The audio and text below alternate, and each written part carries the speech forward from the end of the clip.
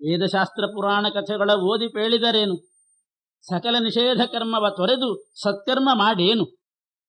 ಓದನಗಳನ್ನು ಜರಿದು ಅಂದ್ರೆ ಊಟ ಎಲ್ಲ ಬಿಟ್ಟು ಶ್ವಾಸ ನಿರೋಧ ಗೈಸಿದರೇನು? ಪ್ರಾಣಾಯಾಮ ಮಾಡ್ತಾ ಕೂತ್ರೇನು?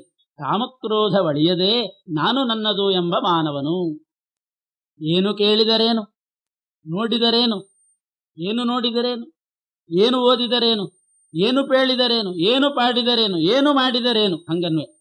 ಏನ್ ಕೇಳ್ರಿ, ಏನ್ ನೋಡ್ರಿ, ಏನು ಓದಿದ್ರು, ಏನು ಮಾಡಿದ್ರು? ದಿನ ದಿನದಿ ಶ್ರೀನಿವಾಸನ ಜನ್ಮ ಕರ್ಮ ಸದಾನುರಾಗದೆ ನೆನೆದು ತತ್ ಸ್ಥಾನದಲ್ಲಿ ತದ್ರೂಪ ತನ್ನಾಮಕನ ಸ್ಮರಿಸದವ. ಆಯಾ ಸ್ಥಾನಗಳಲ್ಲಿ ಆಯಾ ನಾಮಕನಾಗಿ, ಆಯಾ ಕಾಲದಲ್ಲಿ ಆಯಾ ಸಂವತ್ಸರಗಳಲ್ಲಿ ಆ ತತ್ತತ್ ಸಂವತ್ಸರ ನಾಮಕನಾದ, ತತ್ತದ್ ಋತು ನಾಮಕನಾದ, ತತ್ತನ್ಮಾಸ ನಾಮಕ, ತತ್ತತ್ ತಿಥಿ ನಾಮಕನಾದ ಪರಮಾತ್ಮನನ್ನ ಅದದೇ ಹೆಸರಿನಿಂದ ಆ ಕಾಲದಲ್ಲಿದ್ದಾನೆ. ಆಯಾ ಪದಾರ್ಥಗಳಲ್ಲಿ ತತ್ತನ್ನಾಮಕನಾಗಿದ್ದಾನೆ, ಅನ್ನದಲ್ಲಿ ಅನ್ನನಾಮಕನಾಗಿದ್ದಾನೆ, ಹೀಗೆ ಭಕ್ಷ್ಯದಲ್ಲಿ ಭಕ್ಷ್ಯನಾಮಕನಾಗಿದ್ದಾನೆ, ಪುಷ್ಪದಲ್ಲಿ ಪುಷ್ಪನಾಮಕನಾಗಿದ್ದಾನೆ. ಈ ರೀತಿಯಾದರೂ ತಿಳಿದು ತತ್ತತ್ ಸ್ಥಾನದಲ್ಲಿ ತತ್ತದ್ರೂಪ ತತ್ತನ್ನಾಮಕ ಸ್ಮರಿಸದವ. ಈ ರೀತಿ ಸ್ಮರಣೆ ಮಾಡದೇ ಇದ್ದವನು ಏನು ಮಾಡಿದ್ರೇನು, ಏನು ಕೇಳಿದ್ರೇನು? ಬುದ್ಧಿ ವಿದ್ಯಾಬಲದಿ ಪೇಳಿದ ಶುದ್ಧ ಕಾವ್ಯವಿದಲ್ಲ. ತತ್ವ ಸುಪದ್ಧತಿಗಳನ್ನು ತಿಳಿದ ಮಾನವನಲ್ಲ ಬುಧರಿಂದ. ಮಧ್ವವಲ್ಲಭ ತಾನೇ ಹೃದಯದೊಳಿದ್ದು ನುಡಿದಂದದಲ್ಲಿ ನುಡಿದೆನು ಅಬದ್ಧಗಳ ನೋಡದಲೆ ಕಿವಿಗೊಟ್ಟ ಆಲಿಪುದು ಬುಧರು. ಭಾರಿ ಬುದ್ಧಿವಂತ, ವಿದ್ಯಾ ಓದಿದ್ದೀನಿ ಅಂತ ಅದರ ಬಲದಿಂದ ಹೇಳಿದ ಕಾವ್ಯ ಅಲ್ಲ ಇದು. ತತ್ವದ ಪದ್ಧತಿ ಏನಿದೆ, ಸಂಪ್ರದಾಯ ಅಂತ ಬುಧರಿಂದ ತಿಳಿದ ಮಾನವನಲ್ಲ ನಾನು ಅಂತಾರೆ ಜಗನ್ನಾಥದಾಸರು. ವಿನಯ ಪ್ರದರ್ಶನ, ಅಹಂಕಾರ ಖಂಡನೆ ಇದು. ದೊಡ್ಡ ವಿದ್ಯಾವಂತರವರು, ಮಹಾಬುದ್ಧಿಶಾಲಿ, ಎಲ್ಲೆಲ್ಲಿಯೇ ಪ್ರಯೋಗ ಮಾಡಿದ್ದಾರೆ. ಆದರೆ ನ ಶಬ್ದಾಬ್ಧವು ಗಾಢಾಹ ನ ಚ ನಿಗಮ ಚರ್ಚಾಸು ಚತುರಾಹ ನ ಚ ನ್ಯಾಯೇ ಪ್ರೌಢಾಹ ನ ಚ ವಿದಿತ ವೇದ್ಯ ಅಪಿ ವಯಂ ಅಂತ ಟೀಕಾಚಾರ್ಯ ಸುಧಾ ಬರೆದು ಹೇಳ್ತಾರೆ. ನ ಶಬ್ದಾಬ್ಧವು ಗಾಢಾಹ, ನಮಗೇನು ವ್ಯಾಕರಣ ಗೊತ್ತಿಲ್ಲ, ನ್ಯಾಯ ಗೊತ್ತಿಲ್ಲ, ಏನೂ ಗೊತ್ತಿಲ್ಲ. ಮತ್ತೆ ಹೇಗೆ ಬರೆದ್ರಿ ಅಂತಂದ್ರೆ, ಪರಂ ಶ್ರೀಮತ್ ಪೂರ್ಣ ಪ್ರಮತಿ ಕಾರುಣ್ಯ ಗುರು ಕಾರುಣ್ಯ ಸರಣಿಂ ಪ್ರಪನ್ನ ಮಾನ್ಯಾಸ್ಮಃ. ಹಾಗೆ ಮಧ್ವವಲ್ಲಭ ತಾನೇ ಹೃದಯದೊಳಿದ್ದು ನುಡಿದಂದದಲ್ಲಿ ನುಡಿದನು. ಮಧ್ವವಲ್ಲಭ ಪರಮಾತ್ಮ ತಾನು ಹೃದಯದಲ್ಲಿ ನೆಲೆಸಿ ಏನು ನುಡಿದಿದ್ದಾನೋ ಅದು ನನ್ನ ಬಾಯಿಯಿಂದ ಬಂದಿದೆ, ಕಿವಿಗೊಟ್ಟ ಆಲಿಪದು ಬುಧರು. ಇಷ್ಟು ಚೆನ್ನಾಗಿ ಹೇಳ್ತಾನೆ. ಮಧ್ವವಲ್ಲಭ ತಾನೇ ಹೃದಯದೊಳಿದ್ದು ನುಡಿದಂದದಲ್ಲಿ, ಶ್ರೀಹರಿ ತಾನೇ ಹೃದಯದಲ್ಲಿ ನುಡಿದು ಅಂತ ಅಷ್ಟು ಹೇಳೋದಲ್ಲ. ಮಧ್ವವಲ್ಲಭ ಅಂತ ಮಧ್ವಾಚಾರ್ಯನ ಸೇರಿಸೇ ಹೇಳಬೇಕಂತೆ ಪರಮಾತ್ಮನ ಸ್ಮರಣೆ ಮಾಡುವಾಗ. ಅಸ್ಮೃತ್ವ ಪ್ರಥಮಂ ಮಧ್ವಂ ಯೋ ವಿಷ್ಣುಂ ಸ್ಮರತೆ ಬುಧಃ ಕಂಠೇ ತಸ್ಯ ಶಿಲಾಂಬಧ್ವ. ಯಾರು ಮಧ್ವಾಚಾರ್ಯನ ಸ್ಮರಣೆ ಮಾಡದೆ ಬರೇ ಪರಮಾತ್ಮನ ಸ್ಮರಣೆ ಮಾಡ್ತಾರೆ, ವಾಯುದೇವರ ಸ್ಮರಣೆ ಮಾಡದೆ ಬರೇ ಪರಮಾತ್ಮನ ಸ್ಮರಣೆ ಮಾಡಿದರೆ ಅಂಥವ್ರ ಕುತ್ತಿಗೆಗೆ ದೊಡ್ಡ ಕಲ್ಲು ಕಟ್ಟಿ ನೀರಿನಲ್ಲಿ ಹಾಕಬೇಕು ಅಂತ ಪ್ರಮಾಣ ಹೇಳ್ತಾರೆ. ಕಬ್ಬಿನೊಳಗೆ ರಸ ವಿದಂತನಿಗೆ ಹಬ್ಬ ಬಲ್ಲುದೆ ಭಾಗ್ಯ ಯೌವನ ಮಬ್ಬಿನಲ್ಲಿ ಮೈಮರದ ಬಗೆ ಈ ಹರಿಕಥಾಮೃತವು ಲಭ್ಯವಾಗದು ಹರಿಪದಾಬ್ಜಗೆ ಹಬ್ಬಿದತಿ ಸದ್ಭಕ್ತಿ ರಸ ಉಂಡುಬ್ಬಿ ಕೊಬ್ಬಿ ಸುಖಾಬ್ದಿಯೊಳಗಾಡುವಾಗ ಅಲ್ಲದಲೇ. ಕಬ್ಬಿನಲ್ಲಿ ಬೇಕಾದಷ್ಟು ಸಿಹಿ ರಸ ಇರ್ತದೆ. ಕಬ್ಬಿನೊಳಗೆ ರಸ ವಿದಂತನಿಗೆ ಹಬ್ಬ ಬಲ್ಲುದೆ. ವಿದಂತ ಅಂದ್ರೆ ಹಲ್ಲಿಲ್ದವರಿಗೆ ಕಬ್ಬಿನ ರಸ ಏನ್ ಗೊತ್ತಾಗ್ತದೆ, ಅವ್ರಿಗೆ ತಗೊಂಡೋಗಿ ಕೊಡೋಣ, ತಾತ ಕಬ್ಬು ತಿನ್ನು ಅಂತ ಮೊಮ್ಮಗ ಏನ್ ತಿಂತಾನೆ. ಕಬ್ಬಿನ ಕೊಟ್ರೆ ವಿದಂತನಿಗೆ ಹಬ್ಬ ಬಲ್ಲುದೆ. ಹಾಗೆ ಅದು ಅವರಿಗೆ ರುಚಿಸೋದಿಲ್ಲ. ಅದರಂತೆ ಈ ಹರಿಕಥಾಮೃತ ಸಾರ ಭಾಗ್ಯ ಯೌವನ ಮಬ್ಬಿನಲ್ಲಿ ಮೈಮರದವಗೆ ಲಭ್ಯವಾಗದು. ಒಳ್ಳೆ ನಾನು ಭಾರಿ ಭಾಗ್ಯವಂತ ಅಂತ ತಾರುಣ್ಯ ಇದೆ, ಯೌವನ ಇದೆ ಅಂತ ಬಿಸಿ ರಕ್ತದಲ್ಲಿ ನಾಸ್ತಿಕ ಮತ ಅವಲಂಬನೆ ಮಾಡಿ ಏನಿದೆ ಇದರಲ್ಲೆಲ್ಲ ಅಂತ ನಾಸ್ತಿಕರಾಗಿರ್ತಕ್ಕಂಥವರಿಗೆ ಅದು ಬಿಸಿ ರಕ್ತ ಹಂಗೆ ಮಾಡಿಸ್ತದೆ. ಯೌವನದ ಮಬ್ಬಿನಲ್ಲಿ ಮೈಮರದವಗೆ ಹರಿಕಥಾಮೃತವು ಲಭ್ಯವಾಗದು. ಯಾರಿಗಾಗ್ತದೆ? ಹರಿಪದಾಬ್ಜದಿ ಹಬ್ಬಿದತಿ ಸದ್ಭಕ್ತಿ ರಸ ಉಂಡುಬ್ಬಿ ಕೊಬ್ಬಿ ಸುಖಾಬ್ದಿಯೊಳಗೆ ಆಡುವವಗೆ ಅವರಿಗೆ ಹಿಡಿಸ್ತದೆ. ಆಡುವವಗೆ ಅಲ್ಲದಲೇ ಭಾಗ್ಯ ಯೌವನ ಮಬ್ಬಿನಲ್ಲಿ ಮೈ ಮರಿತವಗೆ ಹರಿಕಥಾಮೃತ ಲಭ್ಯವಾಗದು. ಈ ಹರಿಕಥಾಮೃತ ಲಭ್ಯವಾಗಬೇಕಾದ್ರೆ ಹರಿಪದಾಬ್ಜದಿ ಪರಮಾತ್ಮನ ಪಾದಕಮಲದಲ್ಲಿ ಹಬ್ಬಿದ ಅತಿ ಸದ್ಭಕ್ತಿ ರಸ, ಪರಮಾತ್ಮನ ಪಾದಕಮಲದಲ್ಲಿ ಹಬ್ಬಿದಂತಹ ವಿಶಾಲವಾದ ಭಕ್ತಿರಸ, ಅದನ್ನೇ ಉಂಡು ಉಬ್ಬಿ ಕೊಬ್ಬಿ ಸುಖಾಬ್ದಿಯೊಳಗೆ ಯಾರು ಮುಳುಗಿರ್ತಾನೆ ಅಂಥವನಿಗೆ ಹರಿಕಥಾಮೃತ ಯೌವನ ಮಬ್ಬಿನಲ್ಲಿ ಮೈ ಮರೆದವಗೆ ಸಿಗುವುದು. ಖಗವರ ಧ್ವಜನಂಘ್ರಿ ಭಕುತಿಯ ಬಗೆಯನರಿಯದ ಮಾನವರಿಗಿದು ಒಗಟಿನಂದದಿ ತೋರುತಿಪ್ಪುದು ಎಲ್ಲ ಕಾಲದಲ್ಲಿ. ಖಗವರ ಗರುಡ ಧ್ವಜ ಪರಮಾತ್ಮನ ಅಂಘ್ರಿ ಭಕ್ತಿಯ ಬಗೆ, ಯಾವ ರೀತಿಯ ಭಕ್ತಿ ಮಾಡಬೇಕು, ನಿಷ್ಕಾಮ ಭಕ್ತಿ, ಆ ಭಕ್ತಿಯ ಬಗೆ ಅರಿಯದ ಮಾನವರಿಗೆ ಇದು ಒಗಟಿನಂದದಿ ತೋರುತಿಪ್ಪುದು. ಏನೋ ಇದೆ ಅಂತ ಒಂದು ಒಗಟಿನ ಹಾಗೆ ಆಗಿಬಿಡ್ತು. ತ್ರಿಗುಣವರ್ಜಿತನ ಸತ್ವರಜಸ್ತಮೋ ಗುಣರಹಿತನಾದ ಪರಮಾತ್ಮನ ಅಮಲ ಗುಣಗಳ ಪೊಗಳಿ ಹಿಗ್ಗುವ ಭಾಗವತರಿಗೆ, ತ್ರಿಗುಣವರ್ಜಿತನಾದ ಅಂದರೆ ತ್ರಿಗುಣರಹಿತ ಅಪ್ರಾಕೃತ ಪರಮಾತ್ಮನ ನಿರ್ಮಲ ಗುಣಗಳು ಆನಂದಾದಿ ಗುಣಗಳನ್ನು ಪೊಗಳಿ ಹಿಗ್ಗತಕ್ಕಂಥ ಭಾಗವತರಿಗೆ ಮಿಗೆ ಭಕುತಿ ವಿಜ್ಞಾನ ಸುಖವಿತ್ತು ಅವರ ರಕ್ಷಿಪುದು. ಈ ಕಥೆನೇ ಈ ಹರಿಕಥಾಮೃತ ಸಾರವೇ. ಇಂಥ ಭಾಗವತರಿಗೆ ಮಿಗೆ ಭಕುತಿ ಅತಿಶಯವಾದಂಥ ಭಕ್ತಿ ಜ್ಞಾನ ಸುಖ ಅವುಗಳನ್ನು ಕೊಟ್ಟು ಅವರನ್ನ ರಕ್ಷಣೆ ಮಾಡುತ್ತದೆ ಹರಿಕಥಾಮೃತ ಸಾರ ಅಂತ. ಪರಮತತ್ವ ರಹಸ್ಯವಿದು. ಸರ್ವಪ್ರತೀಕ ಸಂಧಿಯಲ್ಲಿ ಕೆಲವು ಪ್ರಮೇಯಗಳನ್ನು ದಾಸರು ಹೇಳಿ ಪರಮತತ್ವ ರಹಸ್ಯವಿದು, ಭೂಸುರರು ಕೇಳುವುದು ಸಾದರದಿ, ನಿಷ್ಠುರಿಗಳಿಗೆ ಮೂಢರಿಗೆ ಪಂಡಿತಮಾನಿ ಪಿಶುಣರಿಗೆ ಅರಸಿಕರಿಗೆ ಇದು ಪೇಳುವುದಲ್ಲ, ಅನವರತ ಭಗವತ್ಪಾದಯುಗಳಾಂಬುರುಹ ಮಧುಕರರೆನಿಸುವವರಿಗೆ ಅರುಪುವುದು ಮೋದದಲ್ಲಿ. ಪರಮ ತತ್ವ ರಹಸ್ಯ ಅಂತ ಇದನ್ನು ಹೇಳಿದ್ದಾರೆ. ಯಾಕೆಂದ್ರೆ ಇದು ದೇವತೆಗಳಿಗೆ ಅವರ ಉಪಾಸನೆಗೆ ಸಂಬಂಧಪಟ್ಟಿರ್ತಕ್ಕಂಥ ಕೆಲವು ಪ್ರಮೇಯಗಳು ಬಂದಿದೆ. ಆದ್ರಿಂದ ಎಲ್ಲರೂ ತಮಗೆ ಅನ್ವಯಿಸಿಕೊಳ್ಳುವಂತಹದ್ದಲ್ಲ ಇದು. ಸರ್ವವೂ ಪ್ರತೀಕ ಅಂತನ್ನೋದು ಪ್ರತಿಮಾಸು ಅಪ್ರಬುದ್ಧಾನಾಂ ಸರ್ವತ್ರ ವಿದಿತಾತ್ಮನಾಂ ಅಂತ ಹೇಳಿದಂತೆ ದೊಡ್ಡ ದೊಡ್ಡ ಜ್ಞಾನಿಗಳಿಗೆ, ದೇವತಾ ಅಧಿಕಾರಿಗಳಿಗೆ ಸರ್ವತ್ರ ಪರಮಾತ್ಮನ ಉಪಾಸನೆ ಮಾಡಲಿಕ್ಕೆ ಅಧಿಕಾರ, ಉಳಿದವರೆಲ್ಲ ಪ್ರತಿಮೆಯಲ್ಲೇ ಮಾಡಬೇಕು. ಆದ್ರಿಂದ ಇದು ಪರಮ ತತ್ವರಹಸ್ಯ ಇದು ಅಂತ ಅವರೇ ಹೇಳ್ತಾ ಇದ್ದಾರೆ. ಭೂಸುರರು ಅಂದ್ರೆ ಬ್ರಾಹ್ಮಣರು ಕೇಳುವುದು ಸಾದರದಿ, ನಿಷ್ಠುರಿಗಳಿಗೆ ಮೂಢರಿಗೆ ಇದನ್ನೆಲ್ಲ ಹೇಳಿಬಿಟ್ರೆ ಅವರು ಅಪಾರ್ಥ ಮಾಡಿಕೊಂಡು ದುರುಪಯೋಗ ಮಾಡ್ಕೊಳ್ತಾರೆ. ಆದ್ರಿಂದ ಇದನ್ನು ಹೇಳ್ಕೊಡುದು ಅಂತಾರೆ. ಇದಂತೆ ನಾತಪಸ್ಕಾಯ ನಾಭಕ್ತಾಯ ಕದಾಚನ ನಚಾಶುಶ್ರೂಷವೇ ವಾಚ್ಯಂ ಅಂತ ಕಂಡವರಿಗೆ ಹೇಳೋದಲ್ಲ, ಅಭಕ್ತರಿಗೆ ಹೇಳೋದಲ್ಲ, ಮೂಢರಿಗೆ ಹೇಳೋದಲ್ಲ, ಇದನ್ನ ದುರುಪಯೋಗ ಮಾಡ್ಕೊಂಡು ಬಿಡ್ತಾರೆ. ಆದ್ದರಿಂದ ಇದು ಯಾವ ಅಧಿಕಾರಿಗಳಿಗೆ ಸಂಬಂಧಪಟ್ಟದ್ದು ಏನು ಅಂತ ಇರ್ತದೆ, ಅದನ್ನ ತಿಳ್ಕೊಳ್ತಕ್ಕಂಥ ಅವರಿಗೆ ಮಾತ್ರ ಹೇಳಬೇಕು. ಪಂಡಿತ ಮಾನಿ ಪಿಶುಣರಿಗೆ ಅರಸಿಕರಿಗೆ ಇದು ಹೇಳೋದಲ್ಲ. ಇದು ಅನವರತ ನಿರಂತರವಾಗಿ ಭಗವತ್ಪಾದ ಯುಗಳಾಂಬುರುಹ, ಭಗವಂತನ ಪಾದಪದ್ಮ ದ್ವಯ, ಪರಮಾತ್ಮನ 2 ಪಾದ ಕಮಲಗಳಲ್ಲಿ ಮಧುಕರರೆನಿಸುವವರಿಗೆ, ದುಂಬಿಯಂತೆ ಯಾರು ಆಸಕ್ತರಾಗಿರ್ತಾರೆ ಅವರಿಗೆ ಅರುಪುವುದು ಮೋದದಲ್ಲಿ. ಇದು ಏನೋ ಸುಮ್ಮನೆ ಹೇಳಿದ್ದಾರೆ ದಾಸರು ಅಂತ ಹಾಗೆ ತಿಳ್ಕೊಳ್ಬಾರ್ದು. ಬ್ರಹ್ಮಸೂತ್ರದಲ್ಲಿ ಓಂ ಅನಾವಿಷ್ಕುರ್ವನ್ ಅನ್ವಯಾತ್ ಓಂ ಅಂತ ಒಂದು ಸೂತ್ರ, ಅನಾವಿಷ್ಕುರ್ವನ್ ಅನ್ವಯಾತ್ ಅಂತ ಬ್ರಹ್ಮಸೂತ್ರ. ಅದರಲ್ಲಿ ಬಹಿರಂಗವಾಗಿ ಇದನ್ನೆಲ್ಲ ಆವಿಷ್ಕಾರ ಮಾಡಬಾರ್ದು ಅಂತ ಹೇಳಿದ್ದಾರೆ. ಯಾರು ಭಕ್ತರಿದ್ದಾರೆ ಅವರಿಗೆ ಮಾತ್ರ ಹೇಳಬೇಕು ಅಂತ ಪರಮಾತ್ಮನ ತತ್ವವನ್ನು ಹಾಗೆ ಅಂತ ನಿರ್ಧಾರ ಮಾಡಿದ್ದಾರೆ ವೇದವ್ಯಾಸದೇವರು.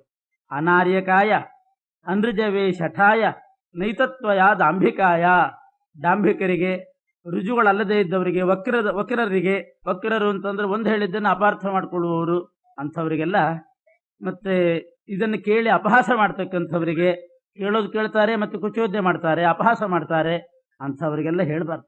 ಅನೃಜವೇ, ರುಜುಗಳು ಯಾರಿರ್ತಾರೆ ನೇರವಾಗಿ ಗ್ರಹಿಸ್ತಕ್ಕಂಥವ್ರು ಅವ್ರಿಗೆ ಹೇಳಬೇಕು. ಶಠರಿಗೆ ಹೇಳಬಾರ್ದು, ಡಾಂಭಿಕರಿಗೆ ಹೇಳಬಾರ್ದು ಅಂತ.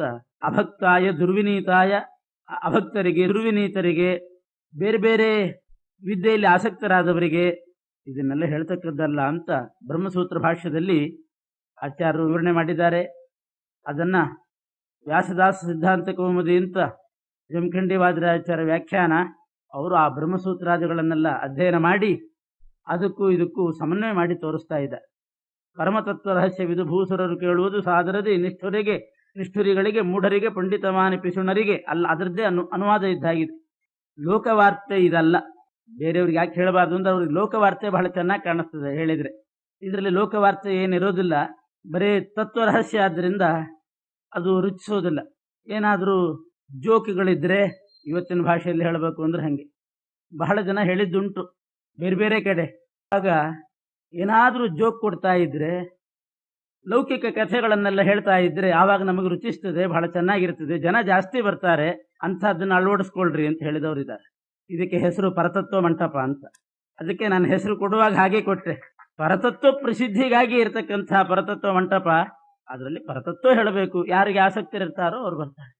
ಬೇರೆ ಕಡೆ ಎಲ್ಲ ಹಾಗೆ ಒಂದು ಕಲ್ಪನೆ ಇರ್ತದೆ, ಹಾಗಿರಬೇಕು ಅಂತ. ಯಾವಾಗಲೂ ವಜ್ರದ ಅಂಗಡಿಗೆ ಜನರು ಕಡಿಮೆನೆ, ಗೊಬ್ಬರದ ಅಂಗಡಿಗೆ ತುಂಬಿದಷ್ಟು ಜನ ವಜ್ರದ ಅಂಗಡಿಗೆ ತುಂಬೋದಿಲ್ಲ. ದಾಸರು ಅವರು ತಮ್ಮ ಭಾಷೆಯಲ್ಲೇ ಹೇಳ್ತಾ ಇದ್ದಾರೆ, ಲೋಕವಾರ್ತೆ ಇದಲ್ಲ, ಇದು ಪರಲೋಕೈಕನಾಥನ ವಾರ್ತೆ. ಲೋಕವಾರ್ತೆ ಆದರೆ ಎಷ್ಟು ಜನ ಇದ್ದಾರೆ ಸಬ್ಸ್ಕ್ರೈಬರ್ಸ್ ಅಂತ ಬೇಕಾದಷ್ಟು ಆಗ್ತದೆ. ಇದು ಪರಲೋಕೈಕನಾಥನ ವಾರ್ತೆ.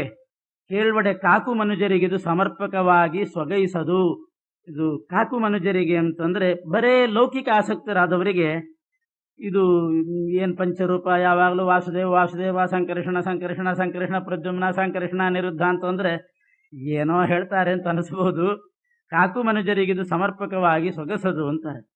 ಕೋಕನದ ಪರಿಮಳವು ಷಟ್ಪದ ಸ್ವೀಕರಿಸುವಂದದಲ್ಲಿ ಕಮಲದ ನೈದಿಲೆಯ ಪರಿಮಳವನ್ನ ಷಟ್ಪದ ಸ್ವೀಕರಿಸುವಂದದಲ್ಲಿ, ಷಟ್ಪದ ಅಂತಂದ್ರೆ ಭ್ರಮರ, ಅದು ಸ್ವೀಕಾರ ಮಾಡೋ ಹಾಗೆ ಜಲಚರ ಬೇಕ ಬಲ್ಲುದೆ ಇದರ ರಸ ಹರಿಭಕುತಗಲ್ಲದಲೇ. ನೀರಿನಲ್ಲೇ ಬೆಳೆದಿರ್ತದೆ ನೈದಿಲೆ, ನೀರಿನಲ್ಲಿ ಬೆಳೆದಿರ್ತದೆ. ಆ ನೈದಿಲೆಗೆ ಸರೋವರದಲ್ಲೇ ಕೆರೆಯಲ್ಲೇ ವಾಸ ಮಾಡ್ತಕ್ಕಂಥ ನೈದಿಲೆಗೆ ಹತ್ತಿರ ಇರ್ತಕ್ಕಂಥ ಬೇಕಾದಷ್ಟು ಪ್ರಾಣಿಗಳಿರ್ತವೆ, ಜಲಚರ ಪ್ರಾಣಿಗಳು, ಕಪ್ಪೆ ಮುಂತಾದ್ದೆಲ್ಲ ಇರ್ತದೆ.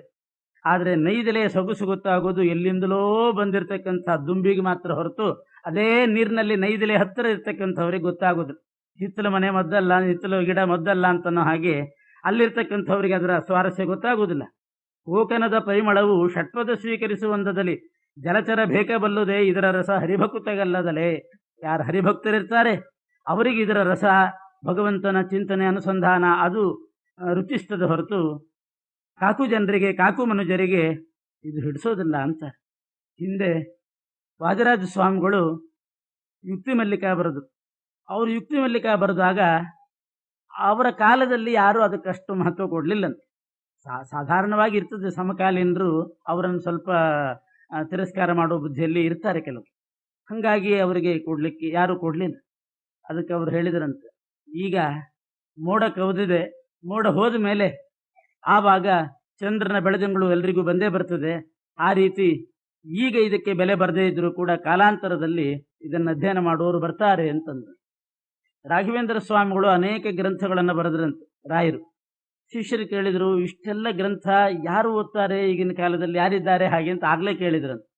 ಭಾವ್ಯ ಸಂಶಯ ಮಹೋ ಮಮ ವಂಶೇ ಅಂತಾರೆ ರಾಯರು.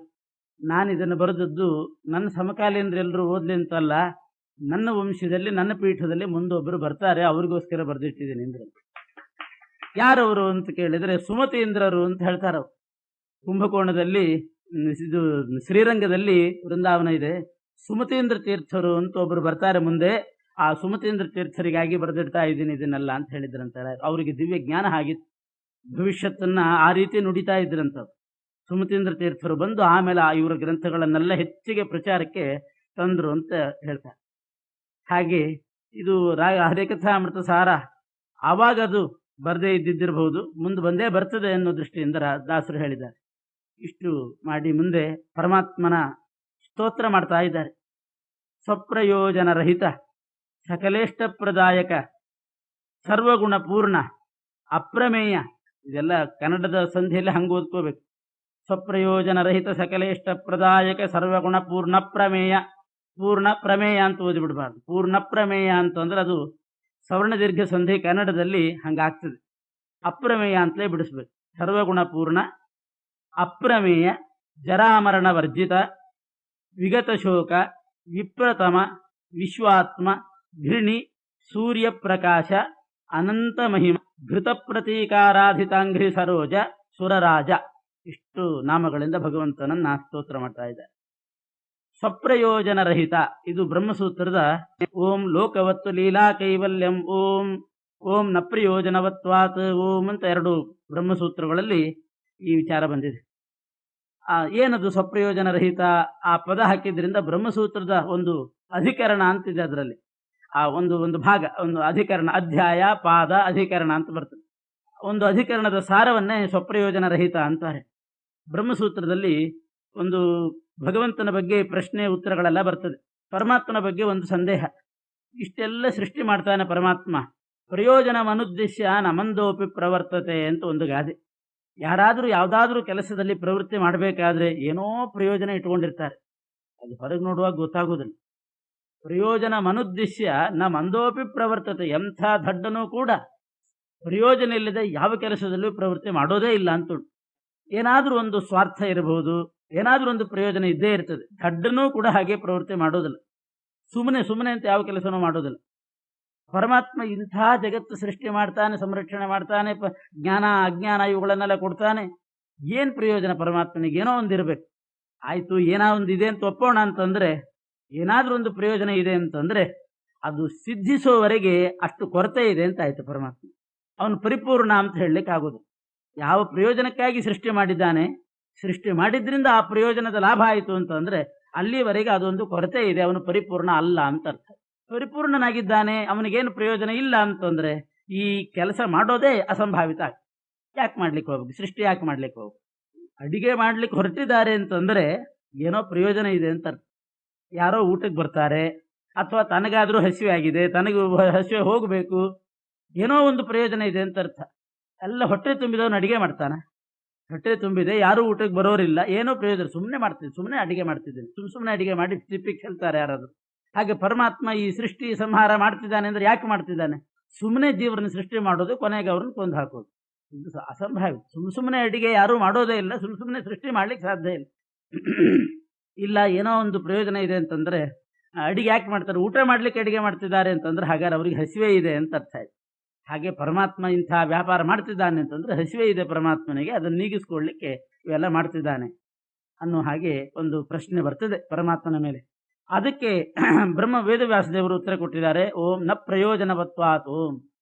ಅವನಿಗೆ ಪ್ರಯೋಜನ ಇಲ್ಲದೆ ಹಾಗೆ ಸೃಷ್ಟಿ ಮಾಡಿದ್ದಾನೆ ಅಂತ ಉನ್ಮತ್ತನಂತೆ ಏನೋ ಒಂದು ಮಾಡಿದ್ದಾನೆ, ಸುಮ್ಮನೆ ವ್ಯಾಪಾರ ಮಾಡ್ತಿದ್ದಾನೆ ಅಂತ ಹಾಗೇನು ಹೇಳೋದಿಲ್ಲ ನಾವು. ಪ್ರಯೋಜನ ಇದೆ. ಏನು ಪ್ರಯೋಜನ? ಸ್ವಾರ್ಥ ಏನೂ ಇಲ್ಲ, ಪರಪ್ರಯೋಜನ ಇದೆ ಅಂತ ತೀರ್ಮಾನ ಮಾಡ್ತಾನೆ. ಪರಪ್ರಯೋಜನಾರ್ಥಂ ಹಿ ಸೃಷ್ಟಿ. ಪರಪ್ರಯೋಜನಕ್ಕೋಸ್ಕರವಾಗಿ ಸೃಷ್ಟಿ ಮಾಡ್ತಾನೆ. ಏನು ಪರಪ್ರಯೋಜನ? ಈ ಜೀವರಾಶಿಗಳಿಗೆ ಈ ಸ್ಥೂಲ ದೇಹ ಕೊಟ್ಟು ಸೃಷ್ಟಿ ಮಾಡಿದ್ರಿಂದ ತನಗೇನೂ ಪ್ರಯೋಜನ ಇಲ್ಲದಿದ್ರೂ ಕೂಡ ಜೀವರಿಗೆ ಪ್ರಯೋಜನ ಇದೆ. ಸ್ಥೂಲ ದೇಹ ಪಡ್ಕೊಂಡು ಅವರು ಸಾಧನೆ ಮಾಡಿ ತಮ್ಮ ತಮ್ಮ ಸ್ವರೂಪಾನಂದವನ್ನು ಅಭಿವ್ಯಕ್ತಿ ಮಾಡಿಕೊಳ್ತಾರೆ. ಆದ್ದರಿಂದ ಜೀವರ ಪ್ರಯೋಜನಕ್ಕೋಸ್ಕರವಾಗಿ ಪರಾರ್ಥವಾಗಿ ಪರಮಾತ್ಮ ಸೃಷ್ಟಿ ಮಾಡಿದ್ದಾನೆ. ಹೇಗೆ ಅಂತಂದರೆ, ದನದ ಕೆಚ್ಚಲಿನಲ್ಲಿ ಹಾಲು ಸುರಿಯುತ್ತದೆ, ತಾನೇನೂ ಕುಡಿಯೋದಿಲ್ಲ ಆ ಹಾಲು.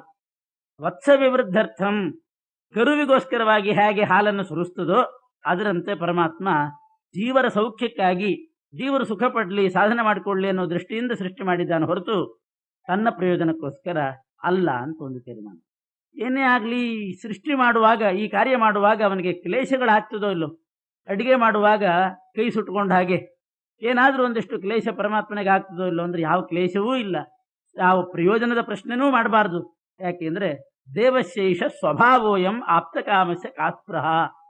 ಈ ಸೃಷ್ಟಿ ಸಂಹಾರ ಇತ್ಯಾದಿ ನಿಯಮನ ಮಾಡೋದು, ಈ ವ್ಯಾಪಾರ ಏನಿದೆ ಪರಮಾತ್ಮನ ಮಾಡೋ ವ್ಯಾಪಾರ, ಇದೆಲ್ಲ ಪರಮಾತ್ಮನ ಸ್ವಭಾವ. ಸ್ವಭಾವಕ್ಕೆ ಪ್ರಯೋಜನ ಪ್ರಶ್ನೆ ಮಾಡಲೇಬಾರದು ಅಂತಿದೆ. ಸ್ವಭಾವಕ್ಕೆ ಯಾರಾದರೂ ಪ್ರಯೋಜನ ಏನು ಅಂತ ಪ್ರಶ್ನೆ ಮಾಡಿದರೆ ಮಾಡಿದವರು ಮೂರ್ಖರಾಗ್ತಾರೆ. ಅದಕ್ಕೆ ಹಿಂದಿನ ಟಿಪ್ಪಣಿಕಾರರು, ಟೀಕಾಕಾರರೆಲ್ಲ ದೃಷ್ಟಾಂತ ಕೊಟ್ಟಿರೋದು, ಪ್ರವಚನ ಮಾಡುವವರು ಪ್ರವಚನ ಕಾಲದಲ್ಲಿ ಸುಮ್ಮನೆ ಮಾಡೋದಿಲ್ಲ, ಕೈ ಅಲ್ಲಾಡಿಸ್ತಾ ಇರ್ತಾರೆ. ಯಾಕೆ ಕೈ ಮುಂದೆ ಮಾಡಬೇಕು? ಕೈ ಮುಂದೆ ಮಾಡದಿದ್ರೆ ಅವರಿಗೆ ಪ್ರವಚನ ಮಾಡ್ಲಿಕ್ಕೆ ಆಗುದಿಲ್ಲೇನು? ಯಾಕೆ ಬೆರಳಲ್ಲಾಡಿಸ್ತಾರೆ, ಕೈ ಅಲ್ಲಾಡಿಸ್ತಾರೆ? ಯಾರಾದರೂ ಬಂದು ಕೇಳಿದರೆ, ಸ್ವಾಮಿ ಪ್ರವಚನ ಮಾಡ್ತೀರಲ್ಲ, ಕೈ ಯಾಕೆ ಅಲ್ಲಾಡಿಸ್ತೀರಿ ನೀವು, ತಲೆ ಯಾಕೆ ಅಲ್ಲಾಡಿಸ್ತೀರಿ, ಸುಮ್ಮನೆ ಕೂತ್ಕೊಂಡು ಮಾಡ್ರಿ ಅಂತಂದ್ರೆ ಏನು ಹೇಳಬೇಕು? ಇದು ಸ್ವಭಾವಪ್ಪ, ಇದು ಅಂತ ಸ್ವಭಾವ. ಇದು ಕೈ ಯಾಕೆ ಅಲ್ಲಾಡಿಸ್ತೀರಿ ಅಂದ್ರೆ ಸ್ವಭಾವ. ಕೈ ಅಲ್ಲಾಡಿಸಿದ್ರೆ ಮಾಡ್ಲಿಕ್ಕೆ ಬರೋದಿಲ್ಲ ಅಂತ ಏನಿಲ್ಲ, ಸ್ವಭಾವ. ದೇವಶೇಷ ಸ್ವಭಾವ. ಸ್ವಭಾವಕ್ಕೆ, ಅಂಗುಲಿ ಚಾಲನಾದಿ ಸ್ವಭಾವಕ್ಕೆ ಪ್ರಶ್ನೆ ಕೇಳಬಾರ್ದು ಅಂತಿದ್ದು. ಅದು ಒಬ್ಬೊಬ್ಬರ ಸ್ವಭಾವ. ಪರಮಾತ್ಮನಿಗೆ ಇಡೀ ಬ್ರಹ್ಮಾಂಡವನ್ನು ಸೃಷ್ಟಿ ಮಾಡೋದೇ ಒಂದು ಸ್ವಭಾವ ಅಂತ. ಸ್ವಭಾವ ಆದ್ದರಿಂದ ಅದಕ್ಕೆ ಪ್ರಶ್ನೆ ಇಲ್ಲ ಅಂತಾರೆ. ಸ್ವಭಾವಕ್ಕೆ ಪ್ರಯೋಜನ ಪ್ರಶ್ನೆ ಇಲ್ಲ. ಕ್ಲೇಶ ಉಂಟು ಸೃಷ್ಟಿ ಮಾಡುವಾಗ ಅಂದರೆ, ಕೈಯಲ್ಲಾಡಿಸುವಾಗ ಏನಾದರೂ ಕ್ಲೇಶ ಆಗ್ತಿದೇನವರಿಗೆ? ಸ್ವಭಾವ ಅಂದರೆ ಹಾಗೆ. ಕೈಯಲ್ಲಾಡಿಸುವಾಗ ಯಾವ ವಿಧವಾದ ಕ್ಲೇಶವೂ ಇಲ್ಲ. ಆ ರೀತಿ ಪರಮಾತ್ಮ ಸೃಷ್ಟಿ ಮಾಡ್ತಾನೆ. ಉಪನಿಷತ್ನಲ್ಲಿ ಇನ್ನೂ ಚೆನ್ನಾಗಿ ಉದಾಹರಣೆ ಕೊಟ್ಟಿದ್ದಾರೆ. ಸ್ವಪ್ರಯೋಜನ ರಹಿತ. ಅದಕ್ಕೆ ಉದಾಹರಣೆ ಉಪನಿಷತ್ನಲ್ಲಿ ಕೊಟ್ಟಿರೋದು, ಯಥಾ ಸತಃ ಪುರುಷಾತ್ ಕೇಶ ಲೋಮಾನಿ ತಥಾಕ್ಷರಾತ್ ಸಂಭವತೀಹ ವಿಶ್ವಂ. ಪರಮಾತ್ಮನಿಂದ ಜಗತ್ ಸೃಷ್ಟಿಯಾಯಿತು. ಎಷ್ಟು ಅನಾಯಾಸವಾಗಿ ಸೃಷ್ಟಿಯಾಯಿತು ಅಂತಂದರೆ, ತಲೆ ಮೇಲೆ ಕೂದಲು ಬೆಳೆದ್ರೆ ಎಷ್ಟು ಅನಾಯಾಸವಾಗಿ ನಮ್ಮ ತಲೆ ಮೇಲೆ ಕೂದಲು ಬೆಳೀತದೋ, ನಾವೇ ಬೆಳೆಸ್ಕೊಂಡು ತಲೆ ಮೇಲೆ ಕೂದಲು. ಏನಾದರೂ ಶ್ರಮಪಟ್ರ ಅದಕ್ಕೆ? ಇಷ್ಟು ಕೂದಲು ಬೆಳೆಸ್ಕೊಳ್ಳಿಕ್ಕೆ ಏನು ಶ್ರಮಪಟ್ರಿ ಅಂತಂದ್ರೆ ಏನು ಶ್ರಮಪಟ್ರೆ? ಯಥಾ ಸತಃ ಪುರುಷಾತ್ ಕೇಶಲೋಮಾನಿ. ಕೇಶಲೋಮಗಳು ನಮಗರಿವಿಲ್ಲದಂತೆ ಅದು ಹೇಗೆ ಬೆಳೀತದೋ ಹಾಗೆ ಪರಮಾತ್ಮನಿಂದ ಈ ಜಗತ್ ಸೃಷ್ಟಿ ಇಷ್ಟು ಅನಾಯಾಸವಾಗಿದೆ ಅಂತ ಉಪನಿಷತ್ನಲ್ಲಿ ದೃಷ್ಟಾಂತ ಕೊಡ್ತಾರೆ. ಇನ್ಯಾರಾದರೂ ಬಂದು ಕೇಳಿದರೆ, ಇಷ್ಟು ತಲೆ ಕೂದಲು ಬೆಳೆಸ್ಕೊಂಡಿದ್ದೀರಿ, ಏನು ಪ್ರಯೋಜನ ಇದಕ್ಕೆ ಅಂತಂದ್ರೆ ಏನು ಹೇಳ್ಬೋದು? ಏನು ಬಿಸಿಲು ತಾಗಬಾರ್ದು ಅಂತ ಯಾರಾದರೂ ಬೆಳೆಸ್ಕೋತಾರೇನು? ಪ್ರಯೋಜನ ಅಲ್ಲ ಅದು. ಅದು ಸ್ವಭಾವ. ಅದು ಬೆಳೆಯೋದು ಅದರ ಸ್ವಭಾವ.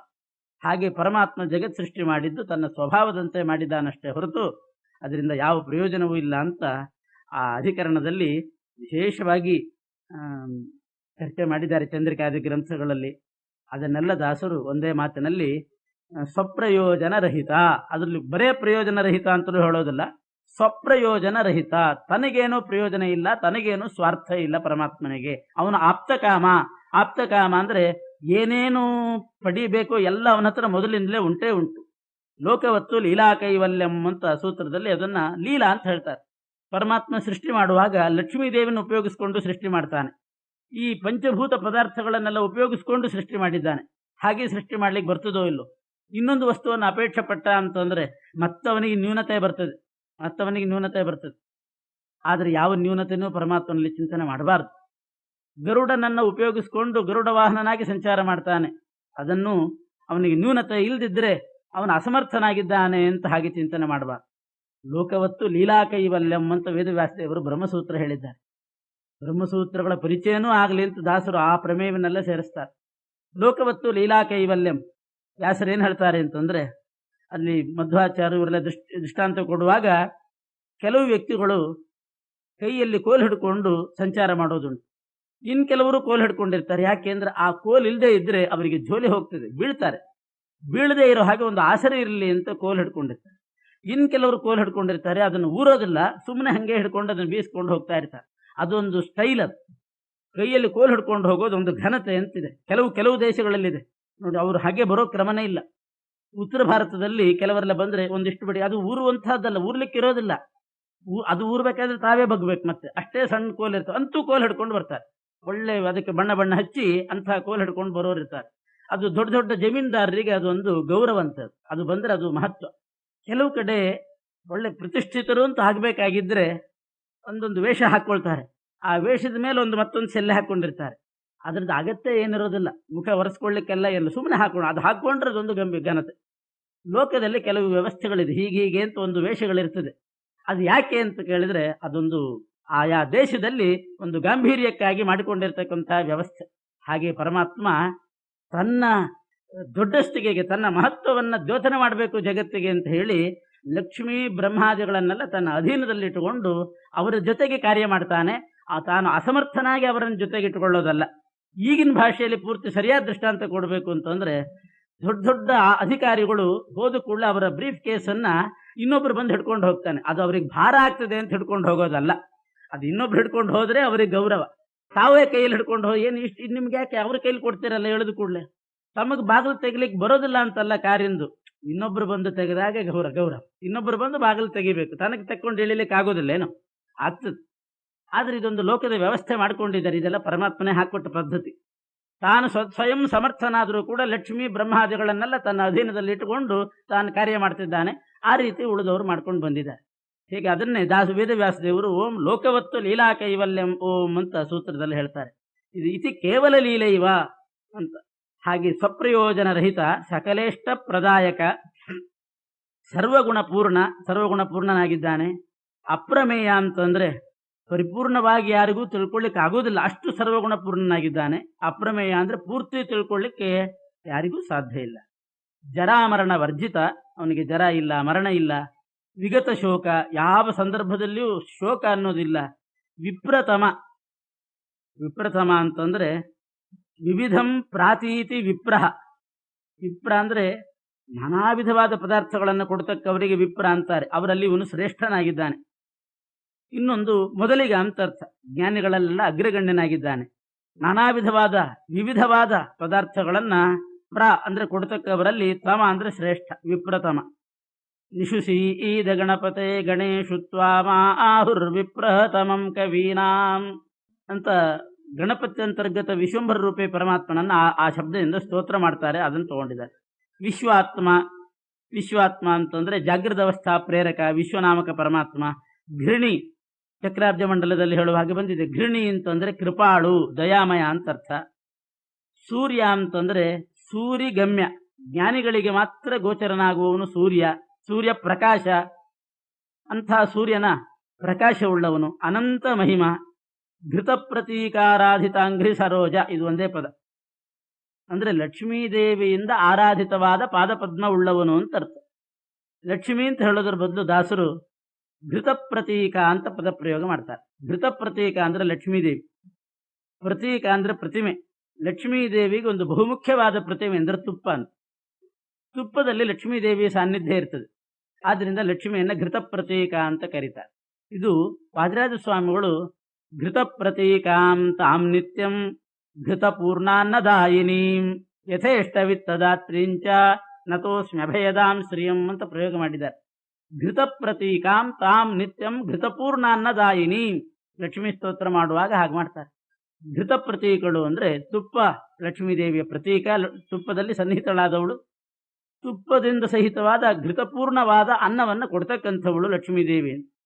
ಅದಕ್ಕೆ ಘೃತ ಪ್ರತೀಕ ಆರಾಧಿತ, ಲಕ್ಷ್ಮೀದೇವಿಯಿಂದ ಆರಾಧಿತವಾದ ಅಂಗರಿ ಸರೋಜ. ತುಪ್ಪ ಒಂದೇ ಅಲ್ಲ ಲಕ್ಷ್ಮೀದೇವಿ ಪ್ರತೀಕ, ಇನ್ನೊಂದು ಬಹುಮುಖ್ಯವಾದ ಪ್ರತೀಕ ಮತ್ತೊಂದಿದೆ, ಉಪ್ಪು. ತುಪ್ಪದಲ್ಲಿ ಹೇಗೆ ಲಕ್ಷ್ಮೀ ಸಾನ್ನಿಧ್ಯ ಪ್ರತೀಕವೋ ಉಪ್ಪು ಕೂಡ ಲಕ್ಷ್ಮೀದೇವಿಯ ಪ್ರತೀಕ ಅಂತ ಶಾಸ್ತ್ರದಲ್ಲಿದೆ. ಆದ್ರಿಂದ ಅಡಿಗೆ ಬಡಿಸುವಾಗ ಉಪ್ಪಿನಿಂದ ಆರಂಭ ಮಾಡಿಕೊಂಡು ತುಪ್ಪದ ತನಕ ಬಡಿಸಬೇಕು ಅಂತ ಶಾಸ್ತ್ರ. ಉಪ್ಪು ಬಡಿಸಿದ್ರೆ ಅಡಿಗೆಯನ್ನು ಬಡಿಸ್ಲಿಕ್ಕೆ ಶುರು ಮಾಡಿದ್ರು ಅಂತ ಅರ್ಥ. ತುಪ್ಪ ಹಾಕಿದ್ರು ಅಂತಂದ್ರೆ, ಅಭಿಗಾರ ಮಾಡಿದ್ರು ಅಂತಂದ್ರೆ ಮುಗಿತು, ಬಡಿಸಿದ್ ಮುಗಿತು ಅಂತ ಅರ್ಥ. ತುಪ್ಪವನ್ನ ಕೊನೆಗೆ ಹಾಕಬೇಕು, ಉಪ್ಪನ್ನ ಮೊದಲು ಹಾಕಬೇಕು. ಯಾಕೆ ಅಂದ್ರೆ ಸಂಪುಟಾಕಾರದಲ್ಲಿ ಆದ್ಯಂತಗಳಲ್ಲಿ ಲಕ್ಷ್ಮೀದೇವಿ ಇರ್ತದೆ. ಆದ್ರಿಂದ ಚೆಲ್ಲಬಾರ್ದು, ಉಪ್ಪು ಚೆಲ್ಲಬಾರ್ದು ಅಂತ. ಅದಕ್ಕೆ ಇದ್ರೂ ಅದನ್ನ ಎಲೆ ತುಂಬಾ ಮಾಡಿ ಹೋಗ್ತಾರೆ ನೀರು ಹಾಕಿ. ಉಪ್ಪು ಚೆಲ್ಲಬಾರ್ದು, ಎಷ್ಟು ಬೇಕೋ ಅಷ್ಟೇ ಹಾಕಿಸ್ಕೋಬೇಕು, ಉಪ್ಪು ಚೆಲ್ಲಕೂಡ್ದು ಅಂತಿದೆ. ಲಕ್ಷ್ಮೀದೇವಿಯನ್ನ ತಿರಸ್ಕಾರ ಮಾಡಿದ್ದಾರೆ. ಹಾಗೆ ತುಪ್ಪವನ್ನು ಕೂಡ ಚೆಲ್ಲಬಾರ್ದು. ಸರ್ವಂ ಸಶೇಷಮಶ್ನೀಯಾತ್ ನಿಶೇಷಂ ಘೃತಪಾಯಸಂ ಅಂತಾರೆ. ತುಪ್ಪ ಮತ್ತು ಪರಮಾನ್ನವನ್ನ ಚೆಲ್ಲಬಾರ್ದು, ಉಳಿದದ್ದು ಸ್ವಲ್ಪ ಸ್ವಲ್ಪ ಚೆಲ್ಲೇ ಹೇಳ್ಬೇಕು. ಬೇರೆಯವರಿಗೆಲ್ಲ ಆಹಾರ ಆಗಬೇಕಲ್ಲ, ಪೂರ್ತಿ ಎಲೆಯನ್ನು ಬಡಿಸಿದಾರೋ ಇಲ್ಲೋ ಅನ್ನೋ ಹಂಗೆ ಊಟ ಮಾಡಿದ್ರೆ ಅದು ಸರಿಯಲ್ಲ ಅಂತಾರೆ. ಸ್ವಲ್ಪ ಚೆಲ್ಲಿರ್ಬೇಕು. ಯಾಕೆಂದ್ರೆ ಅದನ್ನೇ ತಿನ್ಲಿಕ್ಕೆ ಬೇರೆ ಅನೇಕ ಅಧಿಕಾರಿಗಳಿದ್ದಾರೆ, ಪ್ರಾಣಿಗಳು ಮತ್ತೊಂದಕ್ಕಾಗಬೇಕು. ಏನು ಇಲ್ದಂಗೆ ಆಗಬಾರ್ದು ಅಂತಲೂ ಶಾಸ್ತ್ರ ಹೇಳ್ತದೆ. ಸರ್ವಂ ಸಶೇಷಮಶ್ನೀಯಾತ್. ಅದಕ್ಕೆ ಇನ್ನೊಂದು ಅರ್ಥನೂ ಮಾಡ್ತಾರೆ. ಎಲ್ಲ ಊಟ ಮಾಡೋ ನಿಮ್ಮ ಹೊಟ್ಟೆಯಲ್ಲಿ ಇನ್ನೊಂದು ಸ್ವಲ್ಪ ಜಾಗ ಉಳು ಹಂಗೆ ಮಾಡಿ ಊಟ ಮಾಡ್ರಿ ಅಂತ ಹೇಳ್ತಾರೆ. ಸರ್ವಂ ಸಶೇಷಮಶ್ನೀಯಾತ್ ಅಂತಂದ್ರೆ ಇನ್ನೊಂದು ಸ್ವಲ್ಪ ಹಿಡಿಯುವಷ್ಟು ಊಟ ಮಾಡಿ, ಇನ್ನೂ ಒಂದು ತುತ್ತು ಬೇಕು ಅಂತನ್ನುವಾಗ ಊಟ ಮುಗಿಸ್ಬೇಕಂತ, ಇನ್ನೂ ಒಂದು ತುತ್ತು ಹಿಡಿತದೆ ಅಂತನ್ನುವಾಗ ಊಟ ಮುಗಿಸ್ರಿ ಅಂತ ಹೇಳ್ತಾರೆ. ಅದು ಭೋಜನದ ಪದ್ಧತಿಯಲ್ಲಿ ಬಂದಿತ್ತು.